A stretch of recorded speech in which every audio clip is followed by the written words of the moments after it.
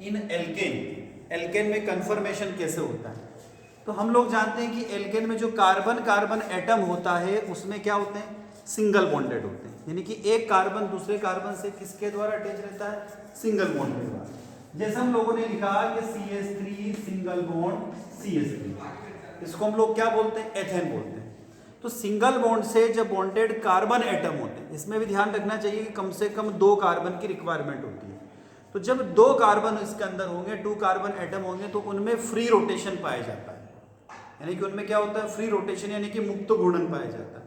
और ये free rotation यानी कि मुक्त घूर्णन स्पेस में होता रहता है, स्पेस यानी कि त्रिविम जगह खाली स्थान पर होता रहता है। ऐसे मॉलिक्यूल एक दूसरे के क्या कहलाते हैं, कन्फर्मेशन शो करते हैं, यानी एक दूसरे के आइसोमर्स होते हैं। तो रोटेशन किससे हो रहा है, सिंगल बॉन्ड से रोटेशन हो रहा है। अब ये रोटेशन किस बॉन्ड के द्वारा उसमें क्या हो जाता है, रोटेशन हो जाता है। अब कैसे होता है, हम यहाँ पर एक प्रोजेक्शन देख रहे हैं जिसको कहते हैं न्यूमैन प्रोजेक्शन। हिंदी में भी न्यूमैन बोलते हैं और इंग्लिश में भी न्यूमैन बोलते हैं। कहा जाता है न्यूमैन प्रोजेक्शन, हिंदी में बोले तो न्यूमैन प्रक्षेप बोल सकते हो ज्यादा ज्यादा इसको। अब न्यूमैन प्रोजेक्शन क्या होता है उसकी तरफ चलते हैं। जैसे मैंने CH3 को लिखा, तो मैंने यहाँ पर लिखा C, दूसरा कार्बन C। अब हम देख रहे हैं कि दोनों कार्बन के पास में नंबर ऑफ हाइड्रोजन कितने हैं, 3 अब जब 3 हाइड्रोजन है तो एक हाइड्रोजन को तो हमने सॉलिड लाइन से शो कर दिया इस तरीके से, और दूसरे हाइड्रोजन को हमने डैश लाइन से शो कर दिया, और एक सिंगल लाइन से इस हाइड्रोजन को रिप्रेजेंट कर दिया। ये 3 हाइड्रोजन को हमने। इसी प्रकार से दूसरे हाइड्रोजन की तरफ चले तो हमने पहला हाइड्रोजन, इस तरीके से दूसरा हाइड्रोजन, और इस तरीके से तीसरा हाइड्रोजन। तो इनमें भी सेम टू सेम कंडीशन, ये भी हमने एक डॉटेड बॉन्ड से बता दिया और इसको एक स्ट्रॉन्ग बॉन्ड से रिप्रेजेंट कर दिया। अब यहां पर ये जो बॉन्ड बना रखा है, डॉटेड बॉन्ड और एक स्ट्रॉन्ग बॉन्ड, इन दोनों में क्या डिफरेंस है, ये किसको रिप्रेजेंट कर रहे हैं, कुछ आइडिया है क्या, नहीं है? तो हम ये कह रहे हैं कि जो आपको बॉन्ड दिखाई दे रही है, जो पहले सिंगल लाइन की बात कर रहे हैं, ये सिंगल लाइन जो आपको बॉन्ड दिखाई दे रहा, ये बॉन्ड ये रिप्रेजेंट करता है कि जो प्लेन है हमारा, जो पेपर जिसमें हमने इस स्ट्रक्चर को ड्रॉ कर रखा, वहां पर ये जो लाइन दिखाई दे रही है ऐसी किसी आ जाती है। बॉन्ड किस पर है, ऑन द पेपर।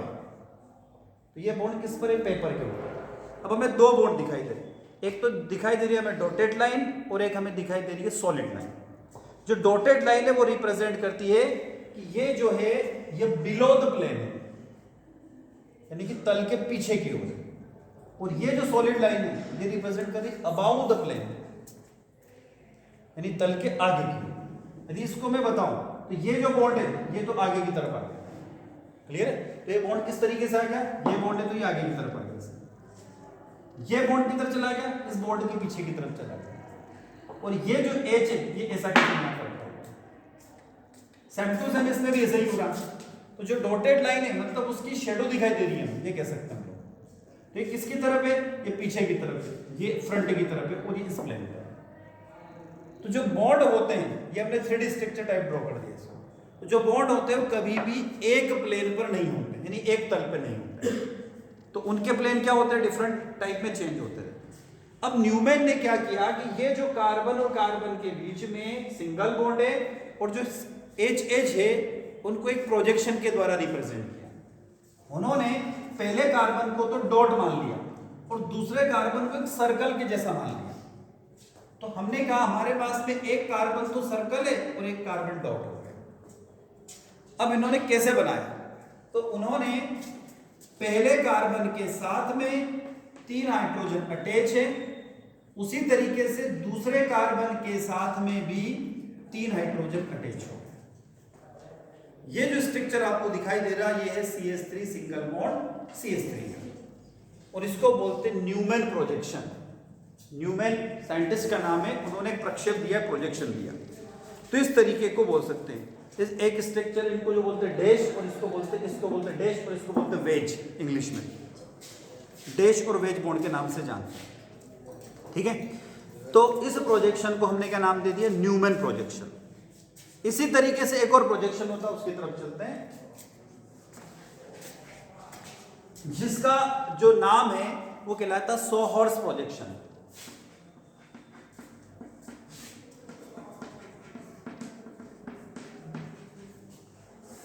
अब सॉहर्स प्रोजेक्शन क्या होता है? एक तो न्यूमैन बना दिया हम लोगों ने, एक बना होता है सॉहर्स प्रोजेक्शन। अब सॉहर्स प्रोजेक्शन में इसी बॉन्ड को कैसे रिप्रेजेंट किया जाएगा? आप लोग जानते हो कि हम जब बॉन्ड को रिप्रेजेंट करते हैं, इसी को मैं लिख रहा हूं, तो मैंने कहा कि हमने इस सिंगल बॉन्ड को इस तरीके से रिप्रेजेंट कर दिया, एक टेढ़ी लाइन के द्वारा बता दिया। इसमें एक हाइड्रोजन तो इधर की तरफ है, दूसरा हाइड्रोजन यहां है और तीसरा हाइड्रोजन इधर की तरफ। ठीक, ये तो 3 हाइड्रोजन हो गए। इसी तरीके से यहां पे भी रिप्रेजेंट करेंगे, पहला हाइड्रोजन, दूसरा हाइड्रोजन और तीसरा। अब ये सॉहर्स क्या कहते हैं? सॉहर्स का जो प्रोजेक्शन है ये बताता है कि जो बॉन्ड हमने बनाए हैं, इसमें जो बना है, जो वेज और डैश को रिप्रेजेंट कर रहा है, यानी कि बिलो द प्लेन और अबाउ द प्लेन को रिप्रेजेंट कर रहा है, और एक प्लेन पर होता है, ये इनको रिप्रेजेंट कर रहा है। इसी तरीके से ये जो बॉन्ड होते हैं, ये किस तरीके से हम लोग जानते हैं ना, जब लिखते हैं तो एक बॉन्ड होता है इक्वेटोरियल पोजीशन पर, पढ़ते कि नहीं पढ़ते? और एक और कौन सी पोजीशन होती है? बाजू में पूरे एक्सियल और इक्वेटोरियल पोजीशन। तो जो एक्सियल और इक्वेटोरियल पोजीशन होती है किसी भी बॉन्ड की, वो किसने बनाई थी? सॉहर्स ने। हिंदी इंग्लिश में नाम एक ही इनका, हिंदी में बस सॉहर्स को लिखना है तो उन्हें से लिख देंगे, बोला इसी। तो इस कार्बन और हाइड्रोजन के बीच में जो बॉन्डिंग है, उसमें इक्वेटोरियल और एक्सियल जो पोजीशन होती है, उनको रिप्रेजेंट करने के लिए जो बताया गया, वो किसने बताया था? सॉहर्स ने। और न्यूमैन ने क्या कहा था कि बॉन्ड को हम डॉट और सर्कल के फॉर्म में बता सकते हैं, बना सकते हैं। अब न्यूमैन और सॉहर्स के जो प्रोजेक्शन है, उसको हम दोनों को बनाकर देखते हैं। ये टॉपिक याद कर लेना, ठीक है? परीक्षा में आने के इसके अच्छे खासे चांस होते हैं, एग्जाम में आने की पॉसिबिलिटी इसकी बनी रहती है। चलो, अब हम बात कर रहे हैं, यहाँ पर एग्जाम्पल ले रहे हैं किसका? एथेन का एग्जाम्पल लेते हैं। एथेन यानी कि CH3 सिंगल बॉन्ड CH3। इसको हम इस तरीके से भी लिख सकते हैं, अलग अलग तरीके से इसको रिप्रेजेंट किया जाता है। खास बात यह है कि दोनों कार्बन कौन सा हाइब्रिडाइज्ड स्टेट में होते हैं? sp3 में होते हैं। एक और तरीका बनाना हो तो ये कार्बन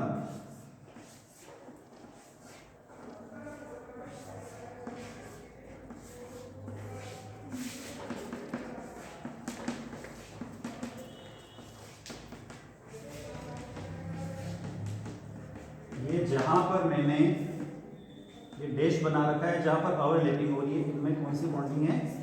सिग्मा। कौन सी ओवरलैपिंग है? कौन सी ओवरलैपिंग है? क्या कहते हैं इसको? sp overlapping. इसके कारण तो s, इसके कारण p, और यहां पर ओवरलैपिंग है किसकी? pp overlapping. पढ़ रखा है ना ओवरलैपिंग में?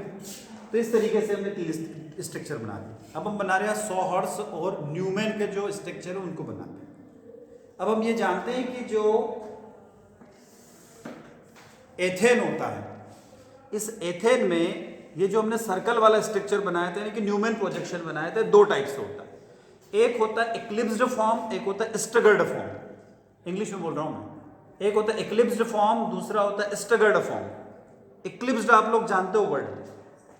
इक्लिप्स का मतलब क्या होता है? इक्लिप्स सुना है क्या? क्या होता है इक्लिप्स का मतलब? बताओ कुछ, हमें सुनने को मिलता है। अभी थोड़े दिन पहले ही सुना था हमने, यदि इंग्लिश न्यूज़पेपर पढ़ा हो, इंग्लिश न्यूज़ देखी हो तो सुनने में आता है इक्लिप्स्ड। हिंदी पेपर में भी आता है, हिंदी में लिखा था ग्रसित।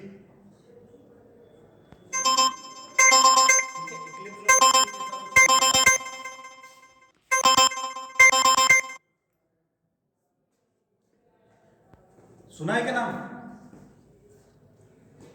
अभी सूर्य ग्रहण हुआ था क्या?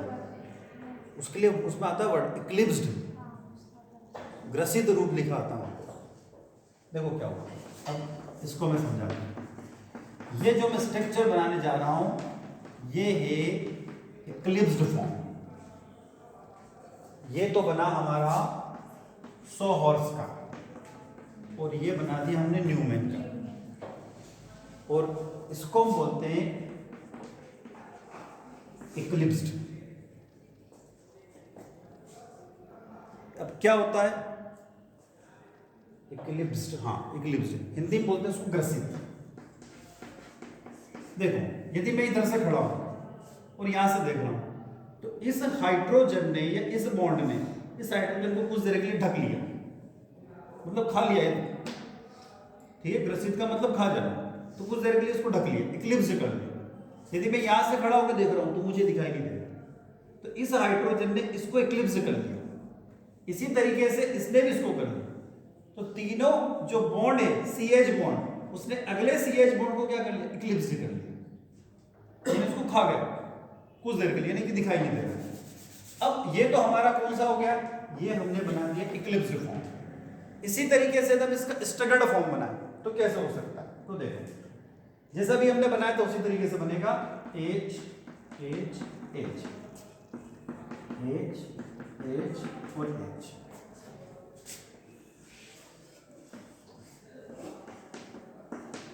यहां पर जो CH बॉन्ड है वो एक दूसरे से मैक्सिमम डिस्टेंस पे रहेंगे, और इसको कहा जाता है स्टगर्ड फॉर्म।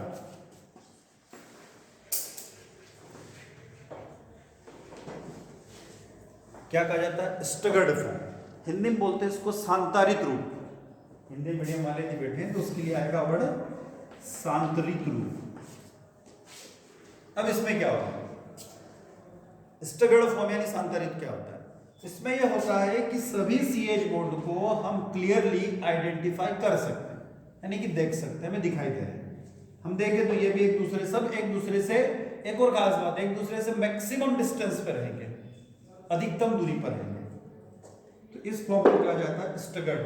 ये भी वही है, ये दिया गया सोहर्स के द्वारा और ये दिया गया न्यूमैन के द्वारा, ये जरूरी है। क्लियर? अब एथेन में जो कन्फर्मेशन होगा वो कन्फर्मेशन जनरली किसके द्वारा शो किया जाता है, तो न्यूमैन प्रोजेक्शन के द्वारा शो किया जाता है। इसमें यह होता है कि यदि हमारा पहला जो स्ट्रक्चर बनेगा, पहले स्ट्रक्चर से लगाकर हम जब आखिरी स्ट्रक्चर तक जाएंगे और प्रत्येक स्ट्रक्चर को यदि हम 60 डिग्री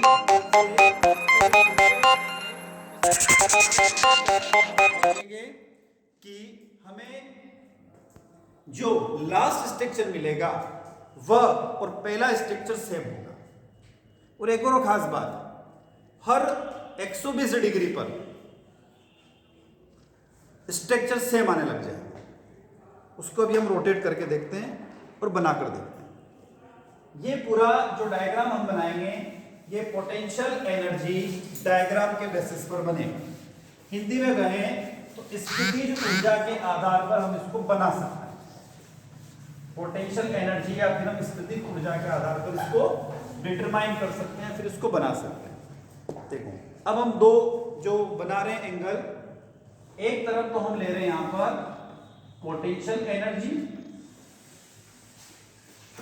और दूसरी तरफ हम ले रहे हैं यहां पर एंगल, यानी कि बॉन्ड इसके बीच में।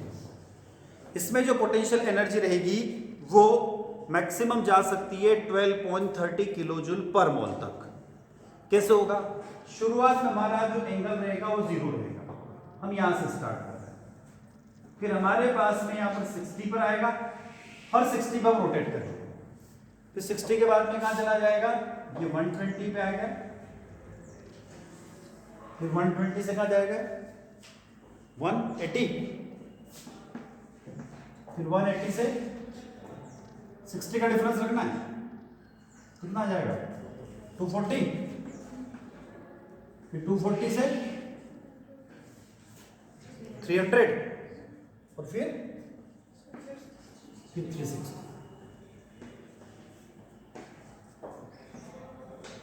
अब हम बना के देखते हैं। सबसे पहला जो स्ट्रक्चर बनेगा इसका हम यहां बना रहे हैं ये तो हमारा पहला कार्बन हो गया जो किसके द्वारा रिप्रेजेंट किया जा रहा है, डॉट के द्वारा। दूसरा कार्बन हमने बना रखा जो कि सर्कल के द्वारा रिप्रेजेंट कर रहा है। अब देखो क्या होगा, पहला हाइड्रोजन यहाँ है, दूसरा यहाँ है, तीसरा यहाँ है, ये हमने इक्लिप्स फॉर्म बनाया। अब क्या कर रहे हैं कि हमने इसको तो कांस्टेंट कर दिया, इस रिंग को पकड़ के घुमा दिया। कितने से घुमाए, 60 से। जब 60 से इसको रोटेट कर रहे हैं तो जो हमें अगला स्ट्रक्चर मिलेगा तो कह रहे इसको तो हमने कांस्टेंट कर रखा है, इसको थोड़ी चेंज किया। इसको घुमाए तो ये कहाँ पे आएगा, एक यहाँ पर आ गया, दूसरा यहाँ पर आ गया और तीसरा यहाँ पर। हम चाहे तो इसको लिख सकते हैं, ये पहला, ये दूसरा और ये तीसरा है, ये पहला, ये दूसरा और ये तीसरा है। फिर क्या करोगे, फिर घुमाओ इसको, इस रिंग को पकड़ के फिर हमने घुमाओ। कितने से घुमाएंगे, 60 से इसको रोटेट करेंगे। तो 60 से रोटेट करो,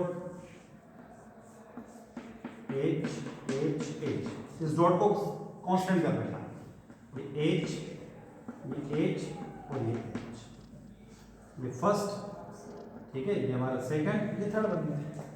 फिर वापस फिर इसको घुमाएं, कितने से, वापस 60 से।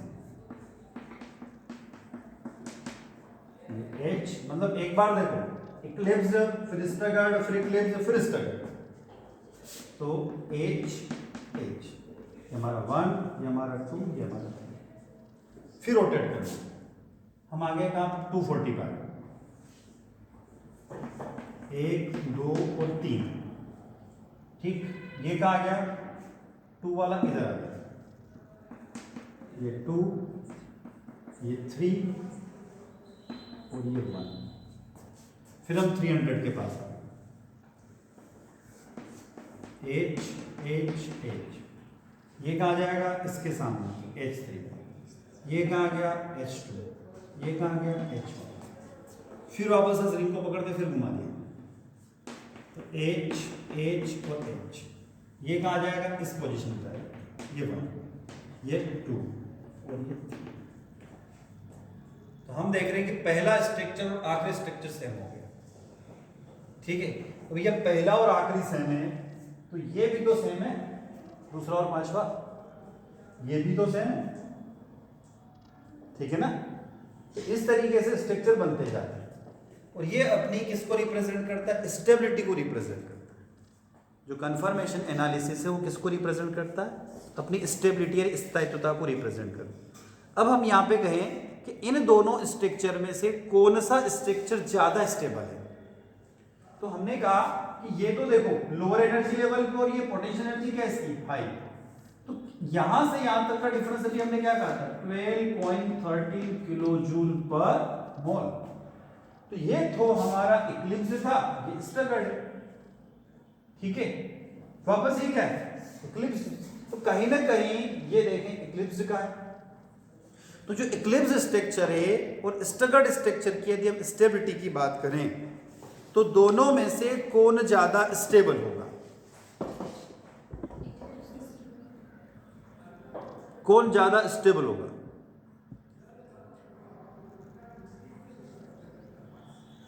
कौन सा स्टेबल होगा,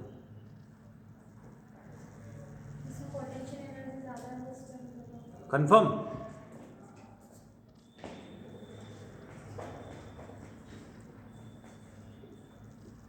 कंफर्म, एक बार सोचो और बोलो कोई, क्या होगा। दोनों में तो एक स्टेबल है, अब कौन सा ज्यादा स्टेबल होगा,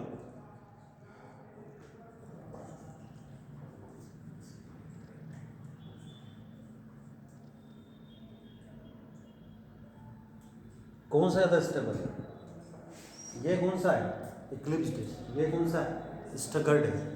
ज्यादा स्टेबल, जिसकी एनर्जी ज्यादा होती है स्टेबल होता है क्या, हाँ ना, हाँ नहीं होता है।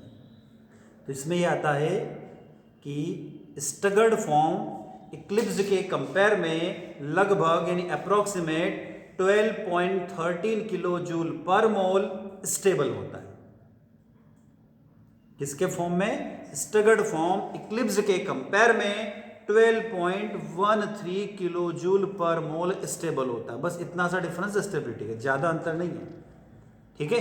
तो इस तरीके से हम लोग बता सकते हैं कि एल्केन के अंदर कौन सी एनालिसिस होती है, इसको बोलते हैं कन्फर्मेशन एनालिसिस। ठीक, इसको याद कर लेना, परीक्षा में इसके आने के चांस